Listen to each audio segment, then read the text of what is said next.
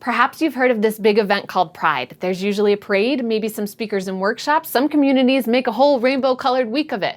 But do you fully understand why?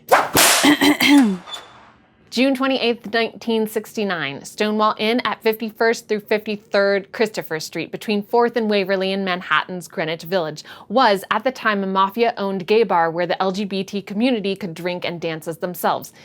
Kind of. In 1969, cross-dressing and homosexuality were considered mental illnesses and treated as crimes. Essentially, operating a gay bar was a known business risk, and being at one, whether or not you were LGBTIQQA2KP, etc., was a known patron hazard. Gay bars, including Stonewall Inn, weren't persecution-free zones. Cops could come in at any time, arrest and humiliate people. It was just at least you could take the chance of being yourself until this happened, unlike everywhere else clubs where you couldn't. At around 1:20, 1:30 a.m. on the 28th, policemen, patrol officers, and a detective entered the scene to, quote, take the place. It was a raid. There are lots of speculations about why this particular raid incited a riot. It's human nature to try to understand these things, to pinpoint what caused everything to start changing.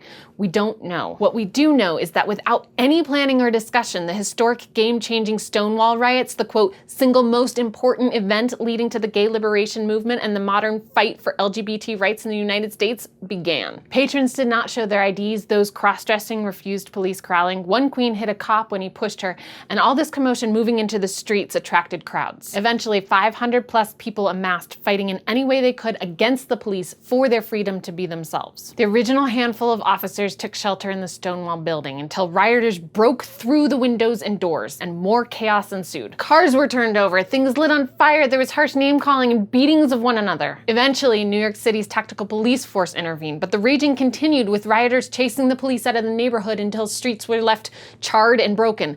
Eventually, there was quiet, but once word got out, people talking, newspapers releasing their stories of the riot, thousands returned to the cause of Stonewall the following night to go at it again. You may wonder, why the battle? Finally, there was an out, a real out on the public streets kind of out. People declaring with victory arms that they were gay and okay, because before this, anything but conformative sexuality was shunned. First by religion, then psychiatry. There was no out of the closet, proud and gay, unless you wanted to lose yourself to torture treatments and incessant public ridicule, forced to straighten up. Can you imagine all these rules to hide yourself, and finally the streets are filled with people like you and your allies demanding that the police stop discriminating against you? The historian David Carter writes in his book Stonewall how it not only changed the rioters, it changed the people who witnessed it in papers and on TV. They were touched by the actions of a socially despised minority standing up to the police. It's a big deal! I mean, gay activism and the LGBT rights movements were in place before Stonewall, but this catapulted them forward. Joan Nestle called the Stonewall rioting a coming together of historical forces refusing to endure discrimination.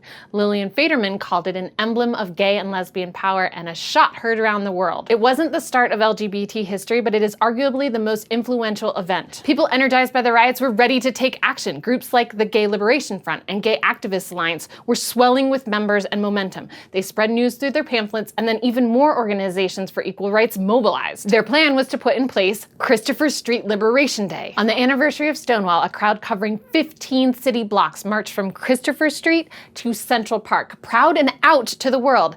Los Angeles and Chicago coordinated their marches the same day, and a year later, what has become known as Pride was in 3 more states and 4 more countries. That's the parade, the colors and songs to celebrate who we are, specifically the lesbian, gay, trans, bi, and queer us. It is not the completion of our efforts, though. Sexual and gender minorities still don't have equal rights and still face Stonewall raid-like discrimination. I hope this history lesson inspires you to change that. Stay curious.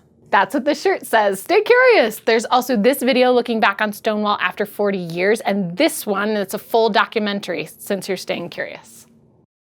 Get on the thing and then stay curious. That's the one. That's it right there. Put that on a shirt.